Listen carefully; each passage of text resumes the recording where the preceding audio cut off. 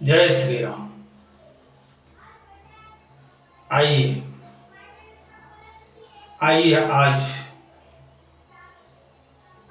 अंधेरे की तरफ बढ़ने वालों के बारे में चिंतन मनन करते हैं। वास्तव में जो सच्चा मानव होता है वो ईश्वर से प्रार्थना करता है, ओम अस्तो माम सद्गमय, ओम तमसो माम ज्योतिर्गमय, ओम मृत्युर्माम अमृतम गमय, ओम शांति शांति शांति। असत्य से मोड़ करके सत्य की तरफ प्रेरित करो,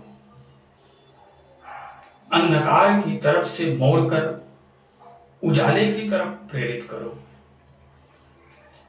मृत्यु की तरफ से मोड़कर अमरत्व की तरफ प्रेरित करो। ये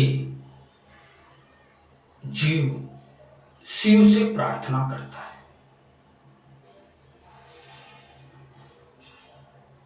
और इस प्रार्थना को जब शिव सुनता है तो उसके जीवन को असत्य से मोड़कर सत्य की तरफ प्रेरित करता है। और प्रेरक रघुवंश विभूषण, प्रेरणा प्रदान करने वाले प्रभु हृदय में विराजमान है।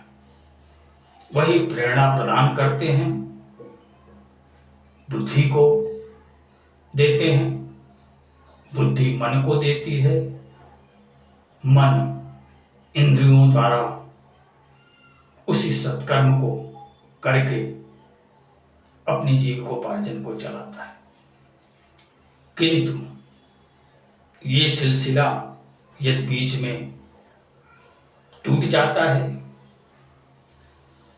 और प्रेरक रघुवंश विभूषण जब हृदय से प्रेरणा प्रदान करते हैं, उस प्रेरणा को बुद्धि प्राप्त करती है और उस प्रेरणा को बुद्धि जब मन को देती है तो मन अगर सात्विक विचारधारा का है तो उस बुद्धि की प्रेरणा को प्राप्त करके इंद्रियों द्वारा वही सत्कर्म करते हुए जीविकोपार्जन करती है। और यदि यह सिलसिला बीच में टूट गया और बुद्धि के स्थान पे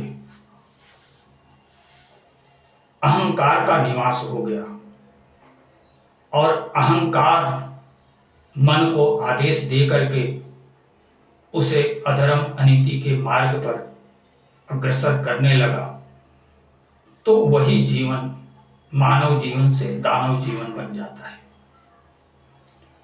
वो अपनी बुद्धि की बात नहीं सुनता है, बल्कि वो अहंकार के बस में होकर के दुष्कर्मों को अंजाम देने लगता है। तो जो दुष्कर्म को अंजाम देने लगता है वही दानव प्रवृत्ति को धारण करके जीविकोपार्जन करता है।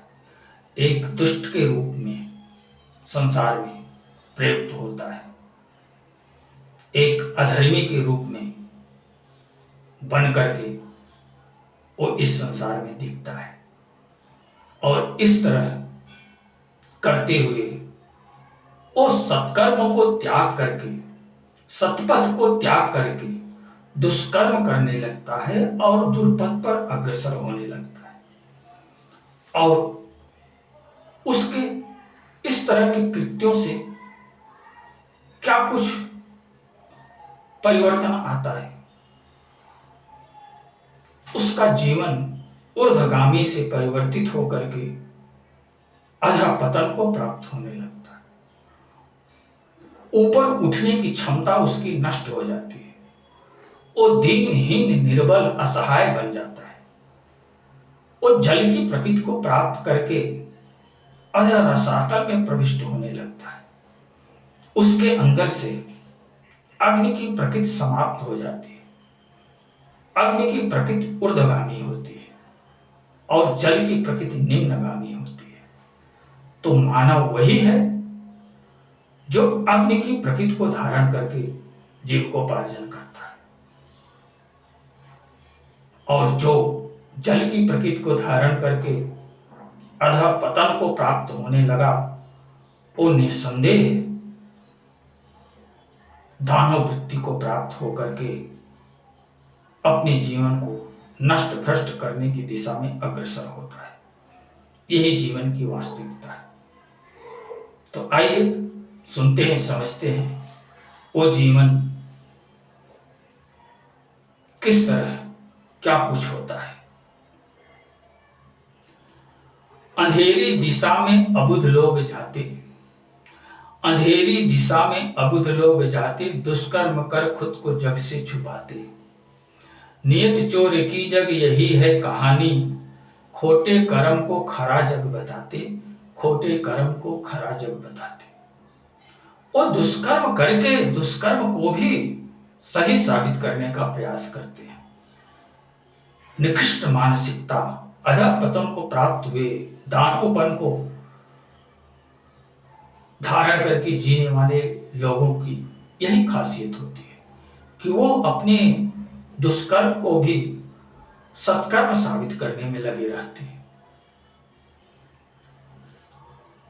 आसक्तियों से न खुद को छुड़ाते, बल्कि और भी गहनतम समाते।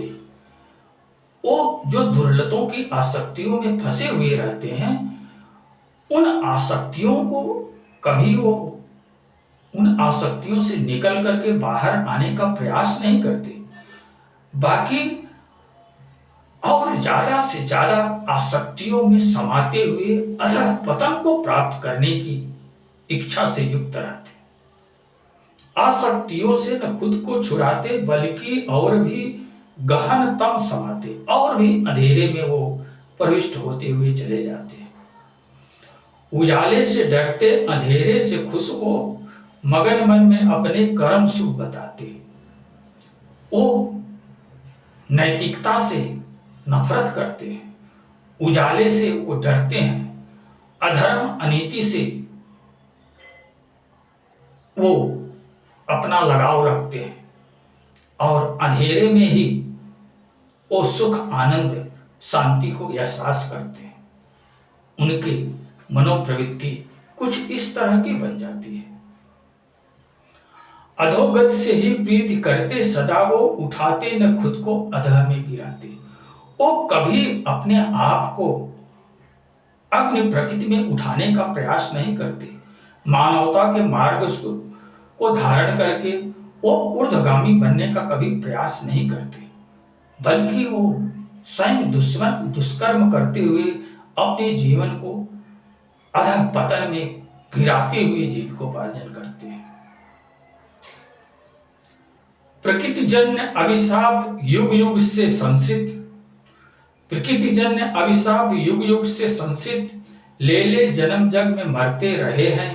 विषय भोग माया के बन के दीवाने, सुरा सुंदरी पान करते रहे हैं। प्रवृत्ति असुर की अधर्मी सदा से, विनाशक स्वयं को स्वयं ही बताते। अंधेरी दिशा में अबुध लोग जाते, दुष्कर्म कर खुद को जग से छुपाते। ऐसी प्रवृत्ति होती है निम्नगामी प्रवृत्तियों को धारण करने वालों की।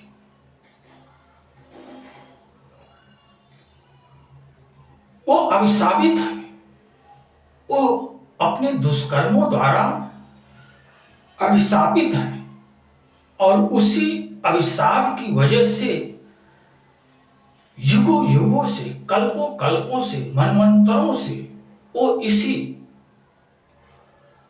भव सागर में भटक रहे हैं। वो अपना आत्म उद्धार नहीं कर पा रहे, क्योंकि वो अपने दुष्कर्मों द्वारा अभिशापित हैं। इसलिए उनका उद्धार संभव है ही नहीं।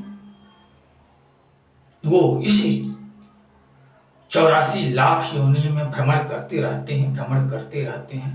संयोगात करोड़ों वर्ष के बाद मानव का शरीर पाते भी हैं, तो भी वो सत्कर्म करके अपने उद्धार को नहीं प्राप्त करके, बल्कि दुष्कर्म करके अपने आप को पुनः अधःगर्त में गिरा करके फिर करोड़ों वर्ष के लिए पशु पक्षी की योनियों में चले जाते हैं।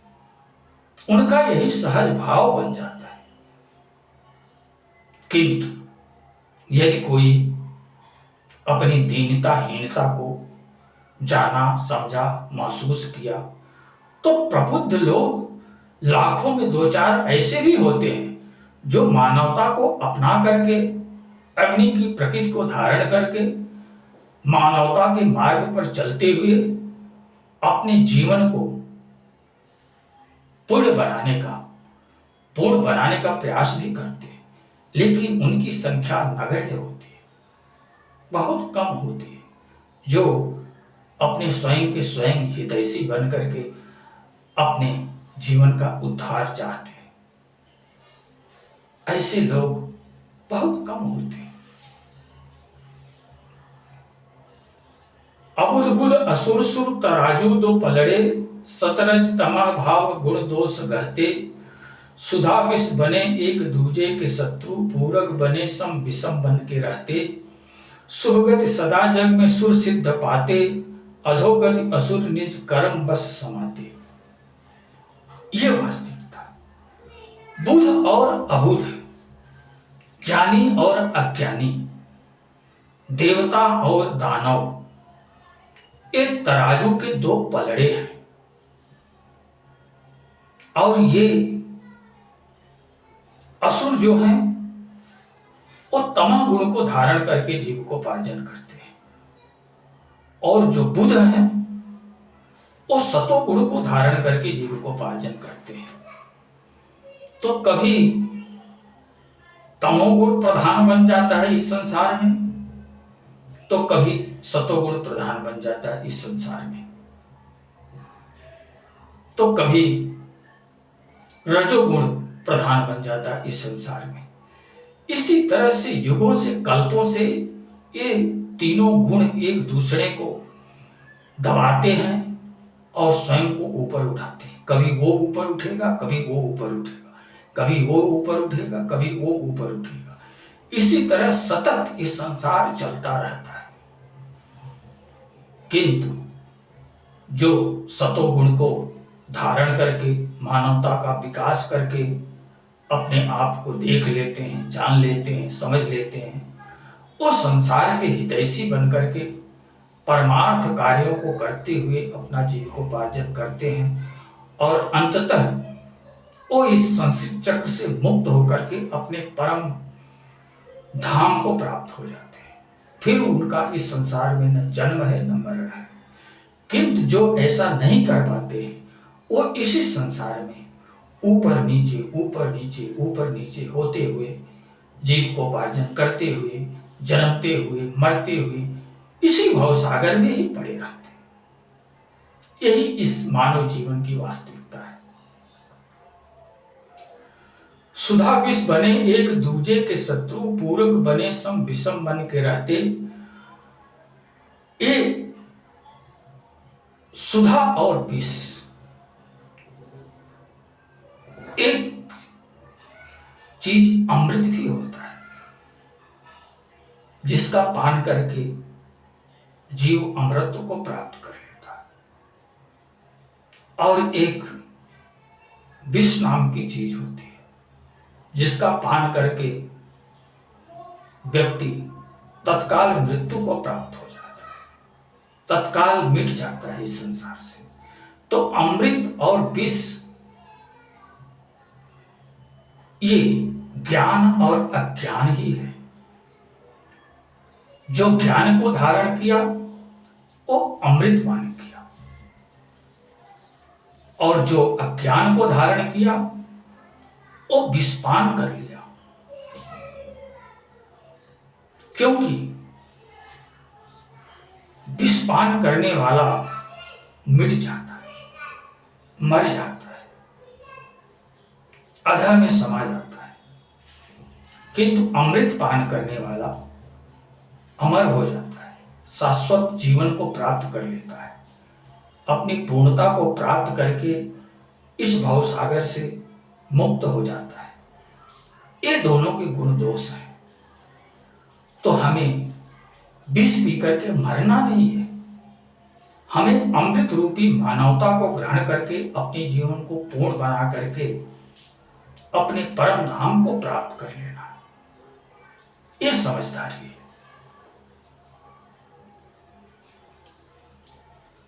सद्गुण से सज्जन सदा प्रेम करते, दुर्जन को दुर्गुण ही लगता है प्यारा। पृथक वृत्ति कारण निवारण ने इसका, कौन श्रेष्ठ दोनों कहे जग हमारा। भव भ्रम भयंकर दोनों लड़ते मरते, देशाग्नि दोनों है लड़ मर मिटाते। अंधेरी दिशा में अबुध लोग जाते।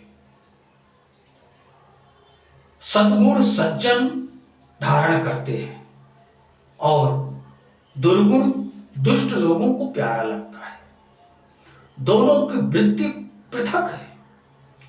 सज्जन की वृत्ति सद्वृत्ति है और दुर्जन की वृत्ति दुष्प्रवृत्ति है। तो दोनों की वृत्तियां दो मार्ग हैं, एक सन्मार्ग है और एक कुमार्ग है। तो जो जिस वृत्ति को धारण करके जीविकोपार्जन करता है वो उस पथ का राही बनता है और उस पथ पर चलते हुए अपनी मंजिल को प्राप्त करता है। सज्जन की मंजिल सुखद पूर्णता का एहसास, परम ब्रह्म परमात्मा का साक्षात्कार होकर के अपनी पूर्णता को प्राप्त करता है। और दुर्पथ की राह जिस पर दुर्जन लोग चलते हैं, वो राह अधः पतन में जाकर के समाहित होती है, अधः गर्त में समाहित होती है, जहां 84 लाख योनियां हैं और उन 84 लाख योनि में भ्रमण करते हुए पुनः उसी में भटकते भटकते भटकते भटकते करोड़ों जन्म के बाद पुनः सुअवसर प्राप्त होगा, पुनः तरने का सौभाग्य प्राप्त होगा। अगर उस समय तरने की इच्छा जागृत हुई, मुक्त होने की इच्छा जागृत हुई, अपने आत्मोद्धार की इच्छा जागृत हुई, तो जीवन संभव बनाया जा सकता है। यदि वो सब प्रवृत्ति जागृत नहीं हुई तो पुनः वो जीवन अधःगर्त में ही गिरेगा। ये ऐसी चीज है।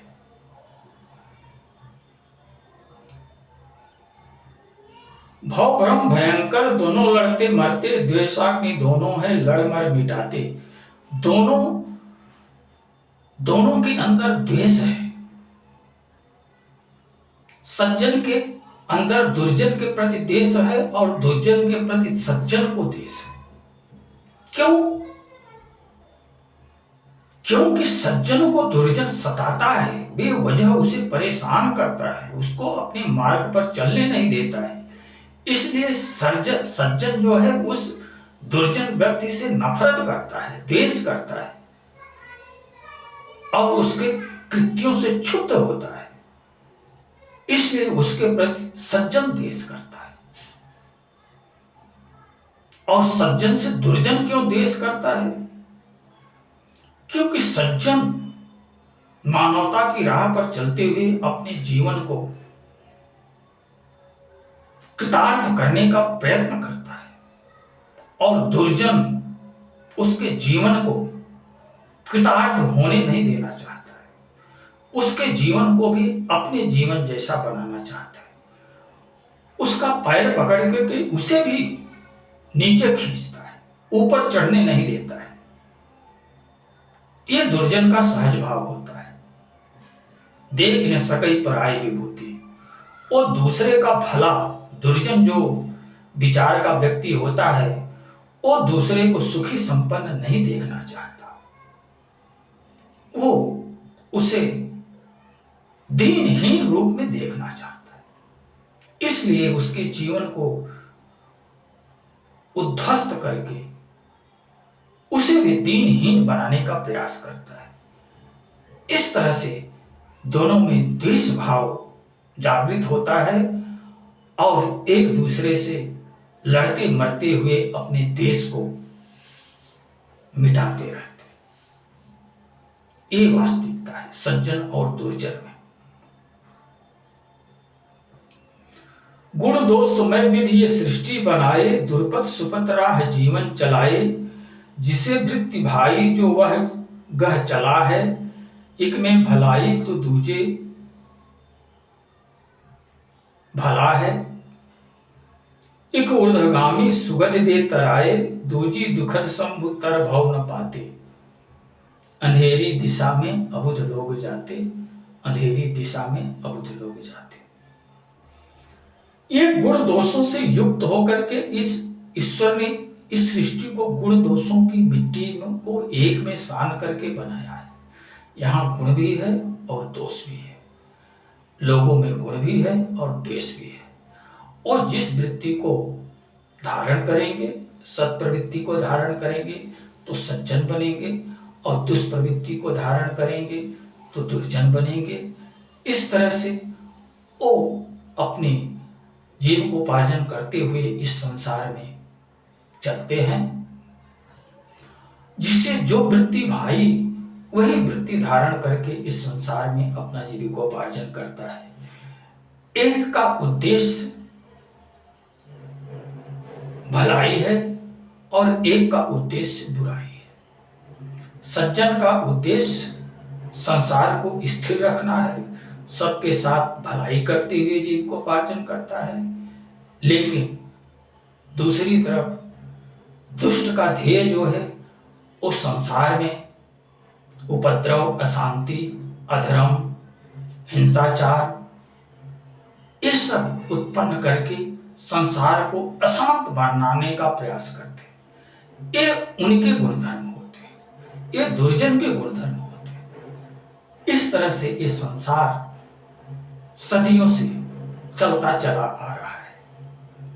एक का गंतव्य ऊर्ध्वगामी बनना है, अपनी परम मंजिल को प्राप्त करना है, और दूसरे का गंतव्य